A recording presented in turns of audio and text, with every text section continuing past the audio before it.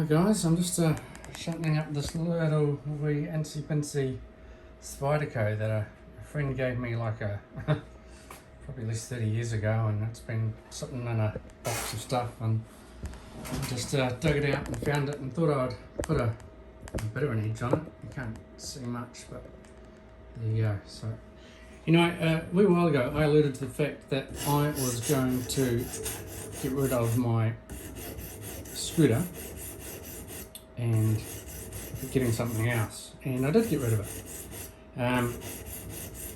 Got what I thought was a fair price for it, and then I've been looking at replacing it. Now, it come down to 4 choices. I think I mentioned the fact that I had sort of got into the concept of a motorbike by a friend of mine who was in the army, who wanted a bike, came up with the idea of a bike that was an off-road dirt bike essentially, but with lights on it, so you could drive around the streets, and that would be a easy tool to get out of the city if something ever went wrong. And looking at Ukraine at the moment, things do go wrong, but saying that with the Russian made sharpness, so who knows what that means. But with the concept of dual sport bikes, I don't need to cobble something together. I can buy one myself, and so there were 4 models that I have become interested in. There's many more than 4 out there. There's just the 4 that kind of caught my mind. The first was what I consider to be the big granddaddy of all dual sport sort of touring bikes, off-road capable, but and that's the BMW 1250 GSA. Ewan McGregor and Charlie Borman kind of brought this to my attention when they did a couple of touring series using, I think they used the 1100 and maybe the 1150 and the 1200 GS version. The A is just basically the same thing, but with a bigger fuel tank and some extra sort of protection in case you drop it. Now, these bikes are supremely capable. They are just the sort of bike you could take anywhere and do anything with a couple of caveats. The first caveat being that they're heavy.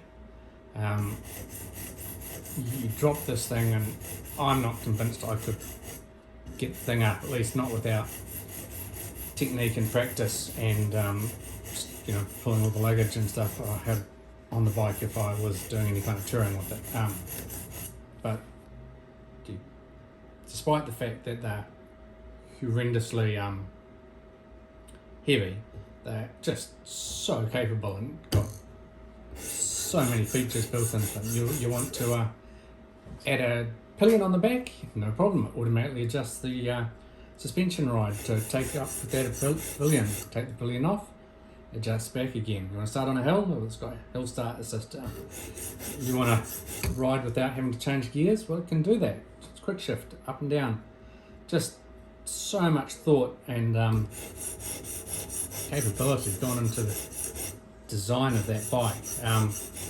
But of course, that is again part of the problem. It needs to be serviced by someone who understands it. There's nothing I could do to it really besides put petrol in it, which some would argue is a good thing, because I'd bugger it up if I tried to do it myself. But that bike needs to be serviced, and servicing can only be done in BMW approved places, and the bike is expensive and heavy, but just about does everything you could want. Now, there are a couple of lighter versions of the same bike, not the 1250, but these aren't shaft driven, which is what the GSA is, and it's not a boxer engine, which is the other thing I'm interested in. But there's other options, and one of those options is the Triumph Tiger. Now, this also does a 1200 shaft driven one, but I don't really like that one. I prefer the 900 version, which again is a dual sport or adventure, maybe is a better term, bike. Again, supremely capable, And this thing has got so many bells and whistles, heated seats built in, other options that the BMW have, which are options that you need to add, this thing has just built in.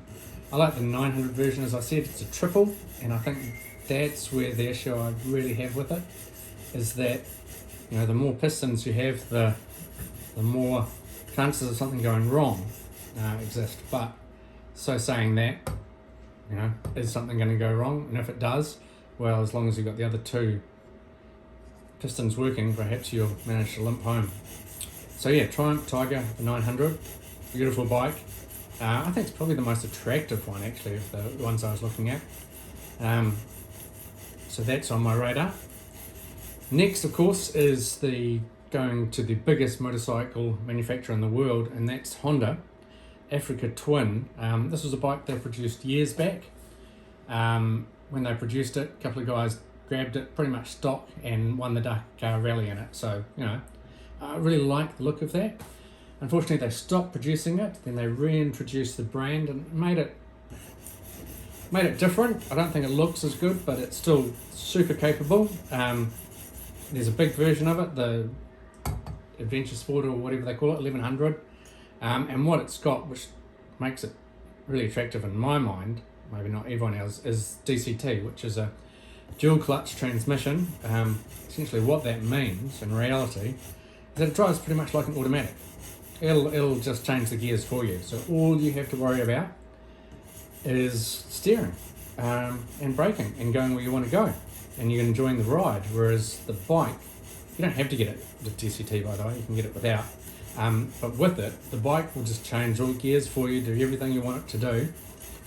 Slow up hills, pass down, whatever kind of terrain you want to drive over, it'll accommodate. And all you have to do, like I said, is concentrate on the balance and the braking and enjoying the view.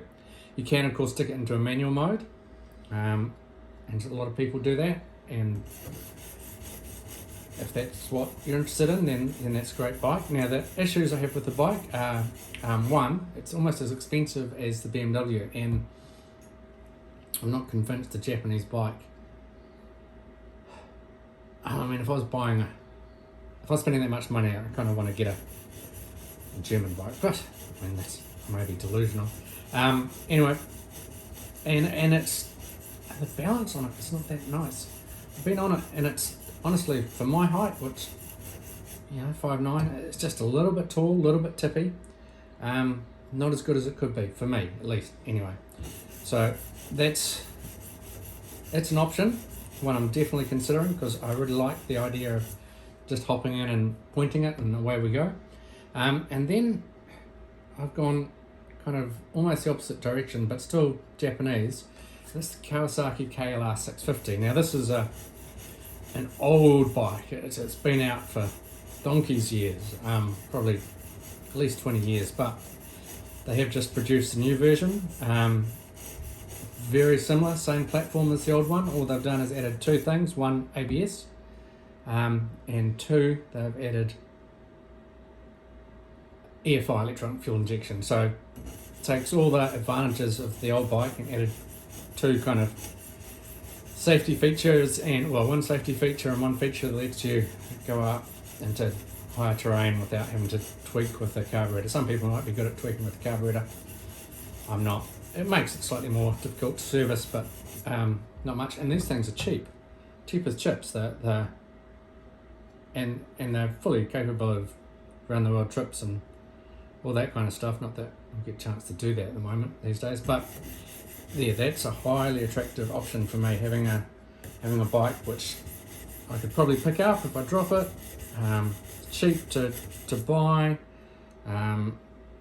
extremely capable, lots of aftermarket accessories for it. It's a thumper, single engine, not a twin or anything like triple like the others are. But I still think it's going to be a highly capable machine. So what one did I opt for? Well, I own something that I can pick up if I drop it. Runs on the smell of an oily rag. Yep, here she is. The Scooter, or the XOOTR. Got a brake, bang bang, folds so I can pack it away easily. This particular one has a wooden deck, and boy is she fun.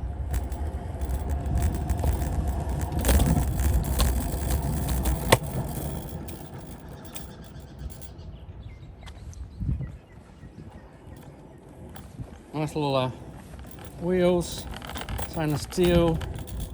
I said I can pick it up easily, folds away. Just a lovely ride. This particular one is American. It's particularly hard to get spare parts for it at the moment, but so capable and designed well. Of course, am I joking? Oh no, I'm not.